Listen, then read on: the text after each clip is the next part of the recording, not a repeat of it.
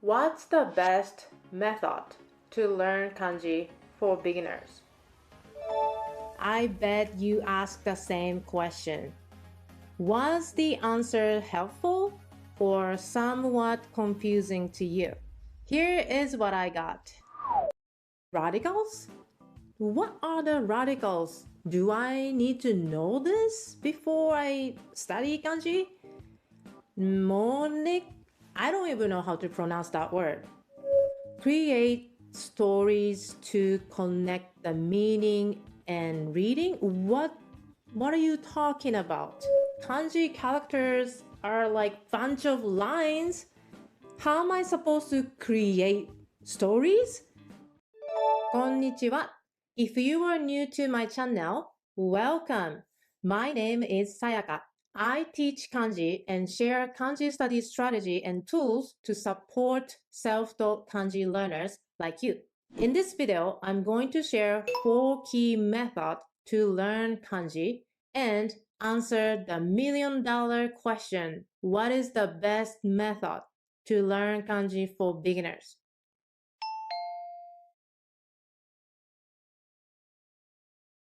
Stop memorizing kanji. Start understanding kanji, just like Japanese kids do in elementary schools.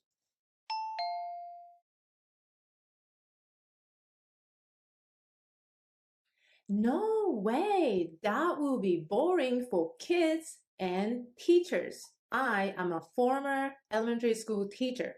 So let me tell you something that people don't talk about. In elementary school, teachers teach kanji, but also they teach something called kanji origins. You can think of kanji origin as how kanji were created. Knowing those information is like having the secret codes to the kanji world. Do you know the movie Da Vinci Code? You get to be the detective who unlocks all the secrets of the pictures or secret boxes to open it. It's like that. Kanji code is those secret codes. Once you see it, you cannot unsee it. And you start to see the world differently. There are 4 main types of origins, and I'm going to show you one by one with the examples so that you can understand. Here are the 4 types of kanji origins.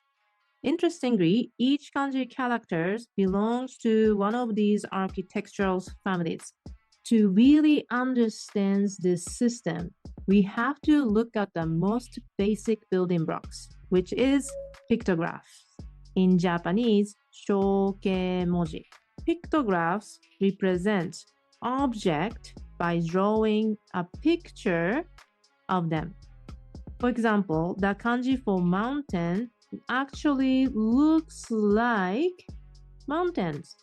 Another example, kanji for tree. It looks like a tree.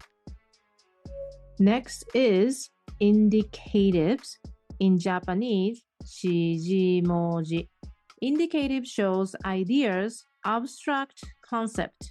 They represent an idea using lines and dots. For example, kanji for up, it represents something positions above the line. Kanji for down, indicating something that lies beneath the line. You can think of these 2 foundational types as base sketches of kanjis. The popular method, kanji from pictures or picture to kanji, these methods are based on these 2 origins. Once you have these base sketches, you can combine them like Lego blocks to make an ideograms. Ideograms in Japanese, kai-moji. Ideograms represents ideas by combining 2 or more pictographs and indicatives type of kanji. For example, the kanji for wood is made up of 2 trees. So 2 trees make wood. The logic of ideograms is so reliable that the Japanese used to invent their own characters to write words that did not exist in Chinese character. These are called kokuji. This one. For example, this is kokuji. This is Japanese-made kanji. Mountains, up and down, mountain peak or mountain path. We have the word for it. But the Chinese characters didn't have it, so Japanese create this kanji using the ideograms ideas. Story linked to the kanji meaning, or you can say mnemonic. These popular methods are based on the ideograms origins. The last one, Phono-semantic compounds, in Japanese, keisei moji.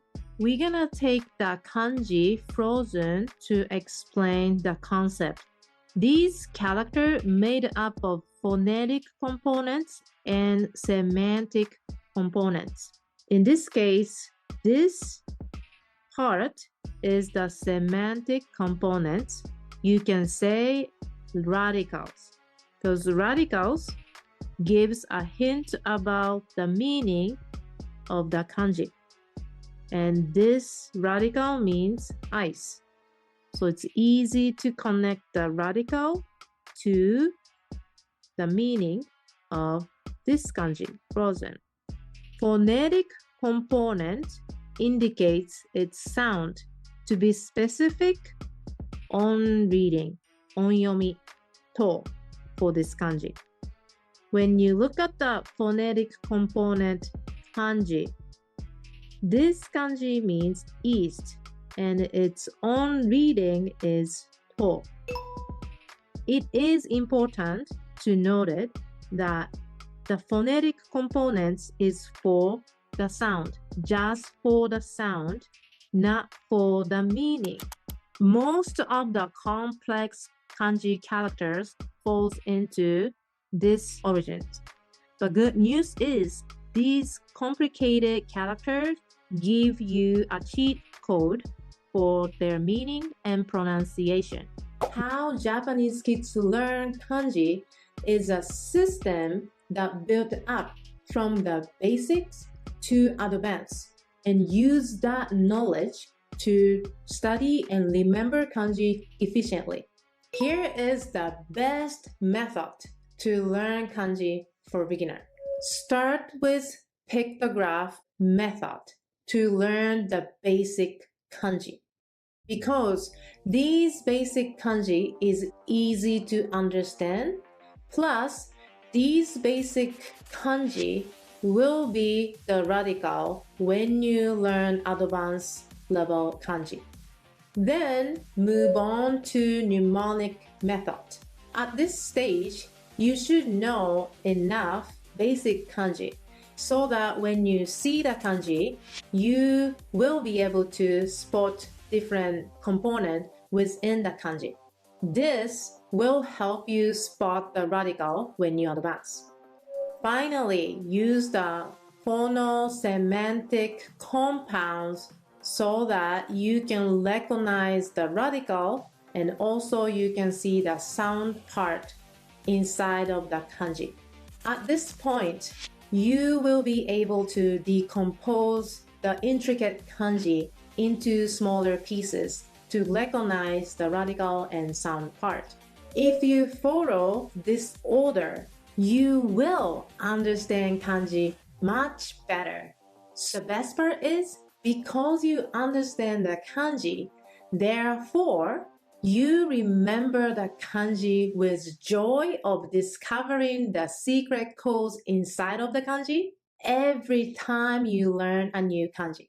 Now you want to know how you can actually do that with your kanji study? The answer is, ta-da! Japanese kanji from scratch. I made this workbook for you. Complete course workbook for beginner. Everything I share today, I talked about it in the workbook. You want to see inside, right? I got you. There is a link that you can see inside of the workbook for free. Yes, it's free. So please check out the link to see inside of the kanji book. You will find a lot of information that a lot of kanji community overlooked before they start learning kanji. So this book's created for the beginners so that you can start your kanji journey as smooth as possible. Thank you for taking your time to watch this video. I always say, 漢字は友達。